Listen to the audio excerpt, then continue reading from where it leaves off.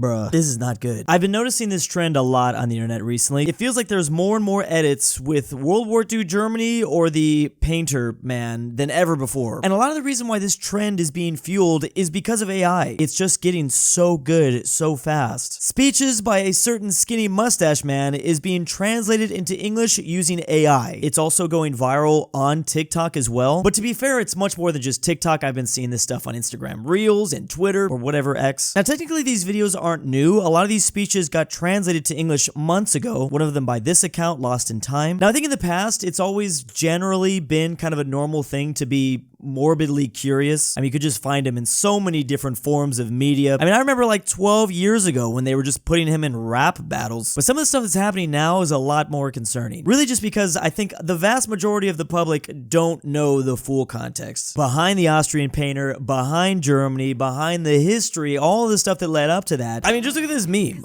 Teens after one Instagram reel. Like, this is just accepted at this point, and at least 39,000 people found this relatable. Now, I'm not sure I can actually show these English translated videos because one of the only platforms that still acts like World War II Germany is YouTube. Just to be clear though, I think censoring this stuff actually has the opposite effect, and it actually pushes people down those rabbit holes even more. As a lover of history, I think you should allow this information. I mean, it's just the speech is translated. You do so much more damage by telling the public, oh, you can't look at this, you can't look at this, because then people are gonna like, well, now I want to look at it. I didn't care before. But then it's important to just make videos like this to have open, honest discussions to clarify some things, just as somebody that literally talks about this subject every single day for a living. So this seems to be the TikTok that most people are using in order to kind of show what's going on here. I just want to say this guy seems to be just doing a meme. I think this is just a joke. I don't know what that means though. Middle of the spoons. All right, so people are listening to this audio and just being like, oh, he asked for surrender? Another sidetrack rant though. You were always able to look at these speeches translated into English. They've always been there for decades. It's just crazy, like I said, how AI has come so far. You can hear it in his tone of voice, in the way he was yelling, but it's in English. It's a lot more powerful, obviously. It's not quite as powerful when you're just reading subtitles in English. So everyone hears that line, I asked for surrender 5 times, and then all the comment sections just like, history's written by the victors, and or they lied to us. Yeah, so believe it or not, these 5 seconds is not in fact the full context of the situation, but for some reason that's been enough for way too many people. So why do you think he was asking for peace on October 6, 1939? Right after Germany took the capital of Poland, Warsaw. I wonder, could it have anything to do with the fact that he already got what he was looking for? He already took half of Poland at that point. Like, he's good. Imagine I just come up to a group of 3 guys and I just knock one out. Complete sucker punch. And I look at the other 2 and I'm just like, hey, we cool, right? No, the other 2 are gonna be like, you just knocked out my friend. Like, what do you mean? We're not cool. Germany's like, no, I just want to knock out that one guy. Then people bring up when he wanted peace in 1940. Well, yeah, he already controlled almost all of continental Europe. Of course he wants peace. And mind you, it's not like he wasn't doing literally anything before he invaded Poland. You literally had him remilitarizing the Rhineland, the Auschwitz of Austria, then taking the Sudetenlands from Czechoslovakia. Like, he just kept taking things, but was like, yo, bro, I'm chill. Chill out, bro. I'm not allowed to take lands that aren't mine? Damn, I am so oppressed. You have other speeches that were translated with the caption, growing up realizing,